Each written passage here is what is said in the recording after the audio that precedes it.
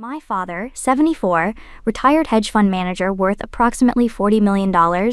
My brother Anne-Marie, 46, managing partner at a venture capital firm, married to money, lives in Greenwich. My sister Candice, 43, pharmaceutical sales executive, designer wardrobe, McMansion in the suburbs. And me, Nikki Zucker, 45, Rear Admiral lower half in the United States Navy, commanding a carrier strike group, living in base housing that my family thinks is assigned dormitories for career military. The dynamic: they believe I've wasted my potential. They believe military service is what people do when they can't succeed in the real world. They believe I need their guidance, their financial wisdom, their protection from my own poor judgment. The truth: I've been quietly building wealth through military pay, combat bonuses, and aggressive investment in defense contractor stocks and real estate for 20 years. My portfolio is worth approximately $11 million. They have no idea. The meeting, today at Dad's house, to discuss the family trust fund distributions. This should be interesting. I emerged onto the highway, heading toward the house I grew up in, a colonial in an affluent Connecticut suburb, the kind of place where wealth whispers rather than shouts. The kind of place where my uniform had always felt like a costume, like I was playing dress-up in someone else's life. My phone buzzed. A text from my sister: "Don't be late, this is important." As if I didn't know what important meant. As if I hadn't been excluded from important family financial discussions my entire adult life. As if today would be any different from the pattern we'd established over 2 decades. I'd joined the Navy at 23, right out of college, to my family's profound disappointment.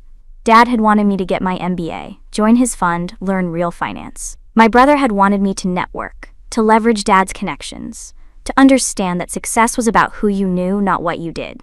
My sister had simply been confused.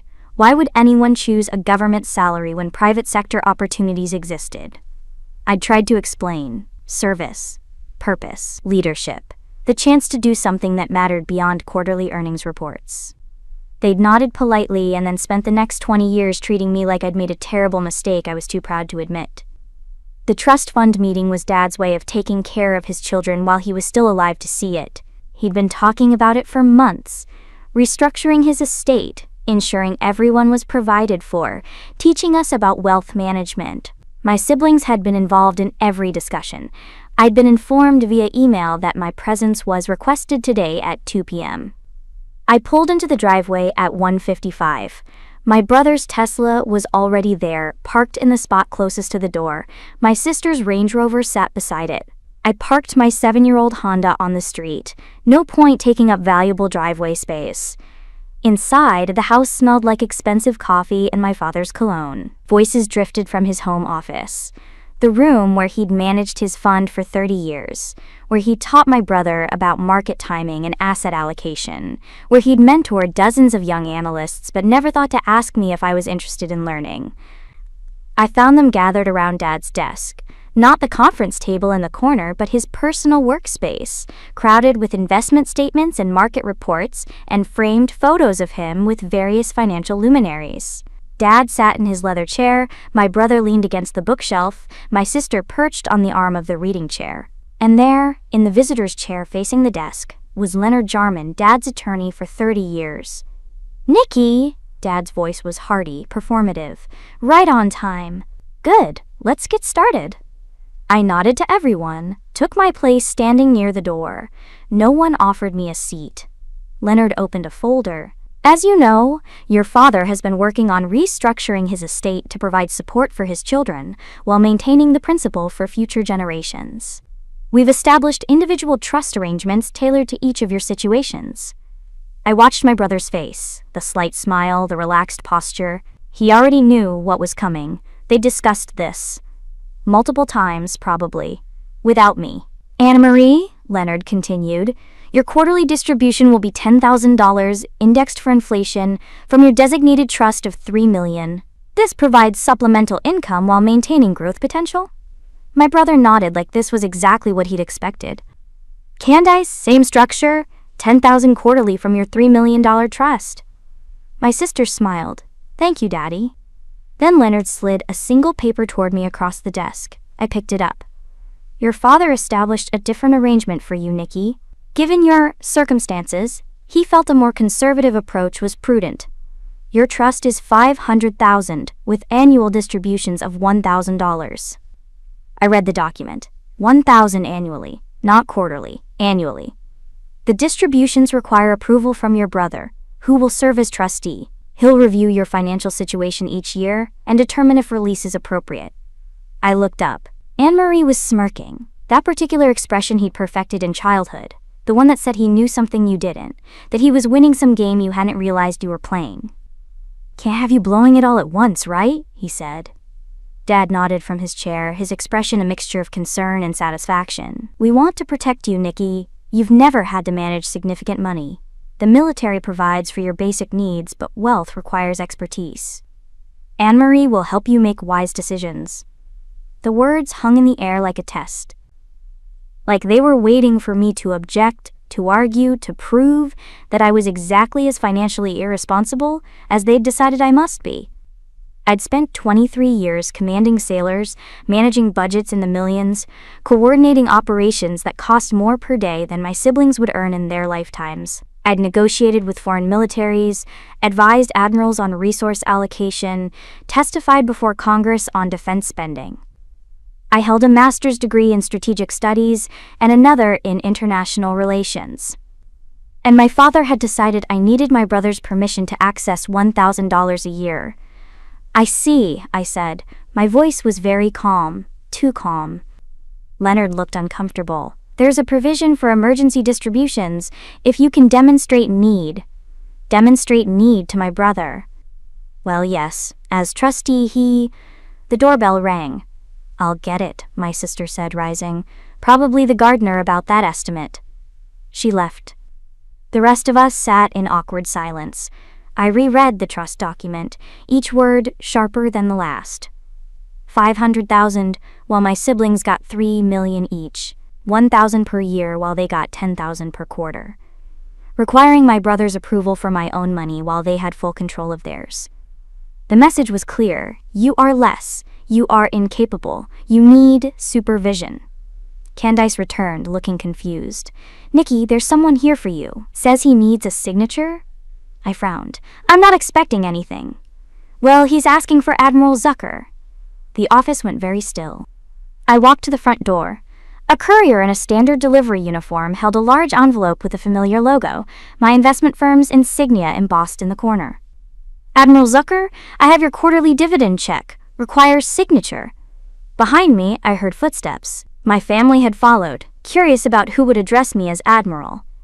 I signed the tablet, took the envelope, the courier nodded and left. "Dividend check." My father's voice was puzzled. "From what?" I opened the envelope slowly, pulled out the check. The amount was printed in clear black type, $2,400,000. My brother's smirk vanished. "Quarterly dividend," I said, my voice still that same eerie calm. "From my investment portfolio, defense contractors mostly, Lockheed, Raytheon, General Dynamics. I've been buying since I made lieutenant commander. Turns out having direct knowledge of defense procurement trends is useful for stock selection." Anne-Marie reached for the check. I pulled it back. "Don't touch. That can't be real." "It's real. This is from my equity positions. Doesn't include my real estate holdings. I own 4 rental properties near military bases, or my retirement accounts, or the bonds. Should I go on?" My father's face had gone pale. "You have millions?" 11 million, approximately. Could be 12 by now. Market's been good. I folded the check, slid it back into the envelope. "So the trust arrangement you've proposed, Dad? The one where I get $1,000 a year subject to my brother's approval? I think I'll decline." "You've been hiding this," Candice said, her voice accusatory. "All these years, you let us think." "Let you think what? That I was poor, struggling, in need of your financial wisdom?" The anger I'd been controlling for 23 years began to leak through. "I never said I was poor. You decided that. You decided that military service meant failure. That government salary meant inadequacy. That my life was somehow less than yours because I chose service over profit." "We were trying to help," Dad said. "Were you? Or were you trying to feel superior? To maintain some hierarchy where you gotta be the wise patriarch dispensing resources to his less capable children?" "That's not fair, Nikki." "Fair?" I looked at Leonard. Is it fair that my trust is 1/6 the size of my siblings, that I need permission to access it? That you structured it like I'm a child who can't be trusted with money? My father felt I was incompetent. Because I wouldn't discuss my finances with him. Because I didn't ask for advice. Because I built my life and my wealth independently, instead of playing into the family dynamic where everyone comes to Dad for guidance. Anne-Marie found his voice. You could have told us. Why? So you could do what? Offer me advice on investment strategies? Explain wealth management to someone who's been building a portfolio for 2 decades? No thanks. I learned everything I needed to know by watching Dad make the same mistake over and over. What mistake? Dad's voice was sharp. Assuming that people who don't ask for your help need it. Assuming that different choices are wrong choices. Assuming that your way is the only way to build wealth and success. I looked at each of them in turn. You know what? I've been standing here feeling righteous and angry about how you underestimated me, but I did the same thing to you. They blinked at me. I assumed you were shallow, that you cared only about money and status, that you couldn't possibly understand what I do or why it matters. I hid my success because I didn't trust you to value it. I judged you for judging me, and that makes me just as guilty. The silence was heavy now, thick with years of assumptions on both sides. I'm a rear admiral, I said quietly, lower half, which means 1 star. I command the carrier strike group. 5,000 sailors, 6 ships, 70 aircraft. I'm responsible for maritime security operations across 2 oceans. I brief the Joint Chiefs. I coordinate with allied navies. I make decisions that affect international relations. And I've been terrified to tell you any of this because I assumed you'd find a way to dismiss it, to make it smaller than it is. We wouldn't have. Candace stopped. Okay, we might have. You would have, I said. Because that's been the pattern. I don't fit into your understanding of success, so I must be failing. And I accepted that pattern instead of challenging it because it was easier to be angry than to be vulnerable. Dad sat down heavily in his desk chair. $11 million. Approximately. From military pay, and smart investing, and living below my means, and not needing to signal wealth through cars and houses and... I gestured at the office, at the expensive furniture and the framed photos with powerful people. This. Anne-Marie was staring at the envelope in my hands. That check, that's more than my annual income. It's 1/4 dividend, I get 4 per year. You make more than I do. Probably, but that's not the point. The point is that we've all been making assumptions about each other based on surface appearances. You assumed I was struggling because I drive an old car and live in base housing. I assumed you were vapid because you care about designer brands and luxury vacations. We're all wrong. Leonard cleared his throat. So, the trust arrangement? I'll sign whatever paperwork declines my portion. Split my share between Anne-Marie and Candace. They can have it. Nikki, that's not necessary, Dad said. It is, though. Because accepting that trust means accepting the premise behind it, that I need your protection, your oversight, your approval to manage money. And I don't. I never did. But neither did you need me to be poor to feel generous. We've been playing roles for each other instead of being honest. My sister spoke up, her voice small. I thought you were happy. In the Navy. I thought you liked the simplicity of not worrying about money. I am happy. But not because I don't worry about money. Because I built something that matters to me. Because I command ships and lead people. And do work that has purpose beyond profit. That's real to me. Just like your work is real to you. But you let us patronize you, Anne-Marie said, for years.